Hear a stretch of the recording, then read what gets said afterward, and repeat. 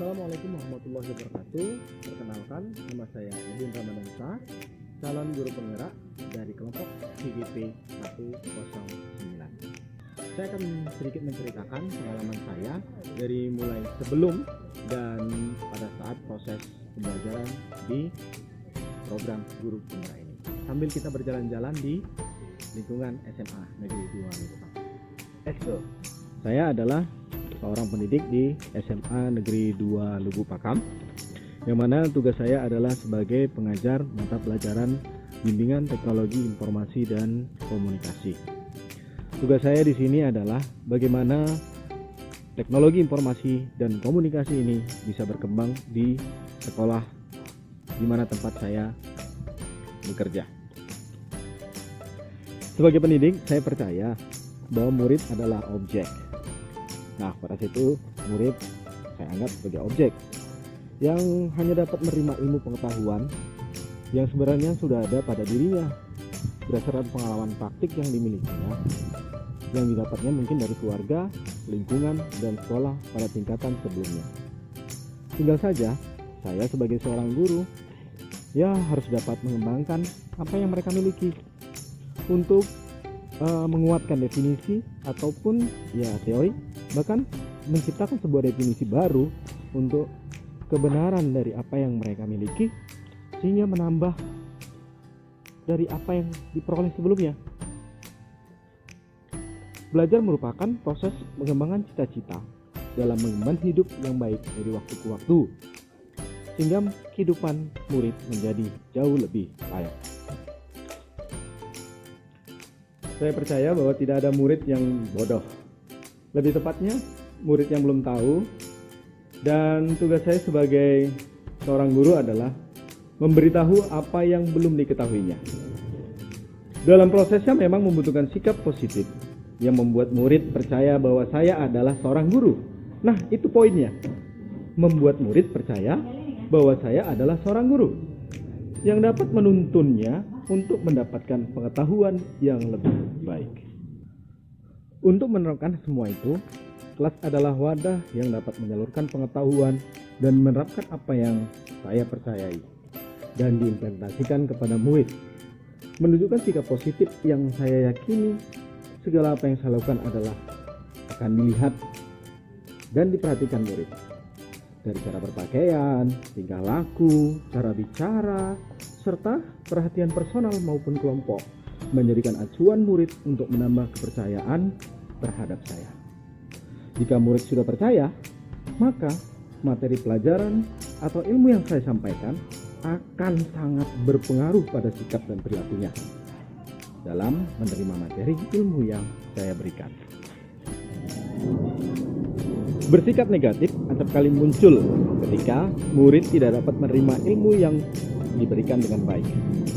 Nada yang tinggi, mimik wajah yang kurang bersahabat, sedikit kata-kata kasar, bahasa yang mungkin menjatuhkan mental murid, memberikan sanksi yang mungkin kelewatan batas. Bahkan, hukuman fisik sempat ada. Hal ini merupakan sifat manusiawi yang muncul dari seorang pendidik yang tidak terelakkan. Rasa frustasi yang diiringi emosi ini muncul ketika seorang pendidik merasa bahwa apa yang dilakukannya adalah proses pengajaran yang benar dan absolut, sehingga murid tidak diberi kesempatan untuk menyampaikan apa yang disampaikan seorang guru dan tidak dipahaminya. Guru menganggap bahwa pemahaman setiap anak itu sama, sehingga strategi mengajar di kelas bersifat tidak menggambarkan penyampaian yang seragam yang diterima murid secara keseluruhan. Maksudnya, bisa diilustrasikan bahwa setiap murid dianggap makanan pokoknya sama, yaitu nasi, padahal ada yang makanan pokoknya jagung, sagu, ataupun bahkan daging. Apa itu adalah gambaran sedikit hal negatif yang muncul karena motivasi guru yang begitu mulia. Harus konsep keilmuan yang diberikan kepada murid dapat tercapai dengan tujuan ilmu yang disampaikan sangat bermanfaat untuk murid. Setelah membaca, menelaah, serta berusaha memahami materi filosofi dasar pendidikan Ki Hajar Dewantoro melalui program guru penggerak, saya mulai mereview ulang apa yang sudah saya terapkan selama menjadi guru dan mulai menata ulang dari dasar. Murid tidak lagi menjadi objek, tetapi berusaha menjadikannya subjek. Cara dan strategi yang saya terapkan terhadap murid, perubahan harus segera dilakukan. Yang dimulai dari dasar, karena seyogyanya ketika bertambahnya pengetahuan kondisi murid dan lingkungan sekolah, hal inilah yang memposisikan diri saya sebagai seorang murid yang ingin berkembang dan memperbaiki pola pikir sehingga implementasinya dapat bermanfaat bagi diri dan profesi saya. Konsep dasar pemikiran KHD menambah wawasan saya terhadap pentingnya tumbuh kembang murid yang harus dituntun kodratnya yang ada pada anak-anak setinggi-tingginya, sehingga mereka dapat selamat dan bahagia sebagai manusia dan anggota masyarakat dalam tumbuh lakunya hidup dan tumbuhnya kekuatan kodrat. Maka dalam hal ini saya berusaha untuk memahami masing-masing individu murid yang menjadi dasar strategi pembelajaran yang berpihak pada apa yang dimiliki anak. Tidak memaksakan ilmu yang harus dijalankan, tetapi lebih menghidupkan pengetahuan dan melihat bahwa murid itu adalah individu yang berbeda-beda. Sehingga cara menuntunnya juga berbeda pula, agar mereka dapat tumbuh sesuai dengan kodratnya. Untuk itu, perlunya saya menjadi seorang tukang kebun yang mampu merawat dan berusaha menumbuhkan pembelajaran yang bermakna dari kelas yang berbeda, sehingga pengetahuan dapat hidup sesuai kondisi dan situasi kelas. Agar semua itu dapat berjalan, maka saya harus menyiapkan peralatan yang sesuai dengan kondisi murid, menerapkan praktik-praktik baik yang menunjukkan olah cipta, rasa,